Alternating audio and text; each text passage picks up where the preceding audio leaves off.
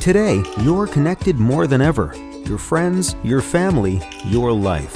Having a partner that understands banking is what you do on your time, anywhere you like. It's about being connected. Renaissance Bank, understanding you.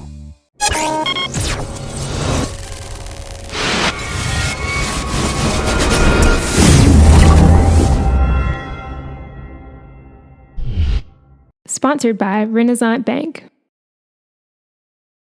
Good morning, Northeast Mississippi. This is Newsbreak for Tuesday, January 10th. I'm Brad Locke. Thanks for joining us. You can catch Newsbreak every weekday at 7 a.m. You can watch it at djournal.com, Facebook, YouTube, or the Daily Journal mobile apps for Apple and Android devices. Going to take a quick look now at news, sports, and weather in Northeast Mississippi. Let's start with the Weather Underground forecast.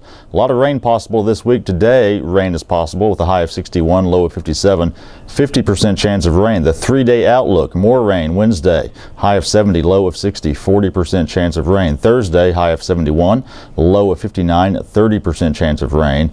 And the greatest chance of rain perhaps will be on Friday with a high of 66, low of 53, chance of rain forecast at 60%.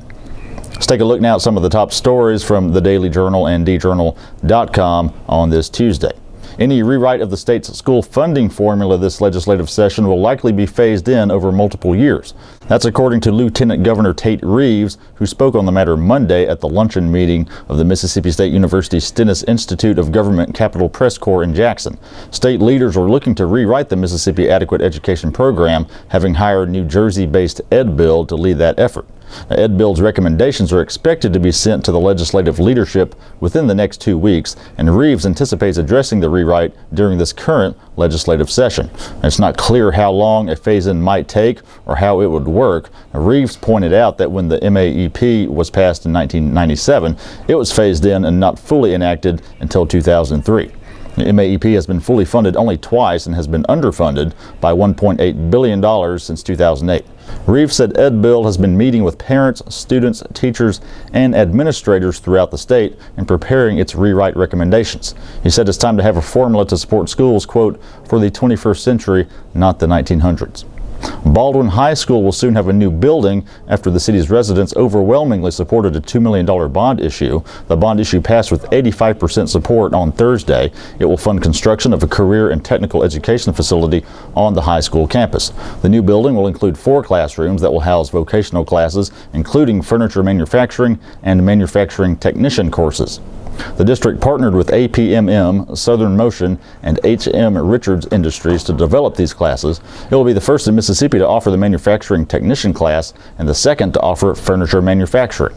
The new building will contain 2 workshops with extended ceilings, plus a conference room, offices, bathrooms, a lobby, a dock lift, and expandable entrances. The district hopes to have it ready for use next school year.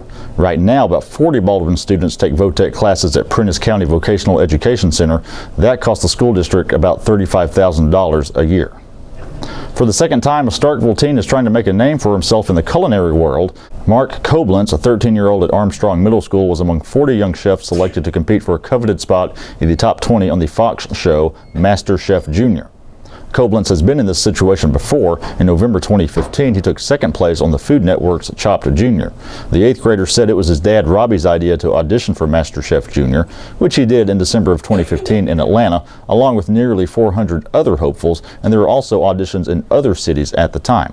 After cooking an egg at the initial audition, Koblentz was asked to come back and make a signature dish, so he whipped up a plate of shrimp bechamel. In January, he got a call asking him to be on Master Chef Junior. The show was taped last spring and will premiere February 9th and 16th. In each culinary showdown, 4 chefs receive a unique challenge, and 2 cooks from each group advance to the next round. Koblentz can't reveal how he fared in the contest, which has a grand prize of $100,000, but he said he learned a lot from the other young chefs. And in sports, after toughing out a challenging holiday schedule, the Tupelo boys and girls basketball teams are ready to take on division opponents. The Golden Wave teams lost a combined 5 of 6 games between Christmas and New Year's, but both are coming off big wins against previously unbeaten Coahoma County this past weekend. Tonight they open Division II 6A play when South Panola comes to town. Tupelo's girls have a 13-4 record and are led by senior Alasia Scherer. She's averaging 20.9 points and 10.1 rebounds per game, and she notched a double-double in the win over Coahoma County on Saturday. And as for the boys, they carry a 14-4 mark into tonight. The squad is led by a group of experienced seniors in Nick Ratliff, Tygel Hereford, Kylan Hamilton, and Jalen Copeland.